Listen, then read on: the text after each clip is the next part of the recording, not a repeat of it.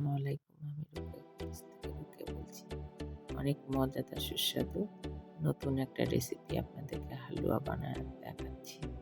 দেখেন আমি যে আটাটাকে চাউলের গুঁড়িটাকে একটু কাই করে রেখেছিলাম।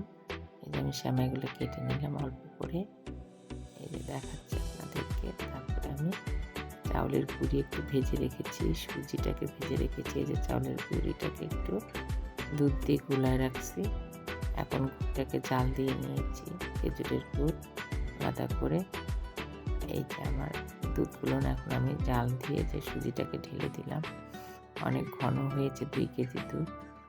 তারপরে আমি এই যে আটার কাইগুলো ছিল ওগুলো দিয়ে দিলাম, পিঠাগুলো দিয়ে দিছি। দিয়ে একটু বাদাম ভালো করে ফাঁকি করে নিয়ে ঢেলে দিলাম। এই তো খেজুরের গুড়গুলো জাল দেওয়া ছিল, এগুলো দিয়ে দিলাম। পিঠাটা একটু সিদ্ধ হয়ে আসার পরে এগুলো সব দিয়ে ভালোভাবে নেড়ে চেড়ে গুড়টাকে দিয়ে দিলাম। এখন আমি একটু ঘি দিব।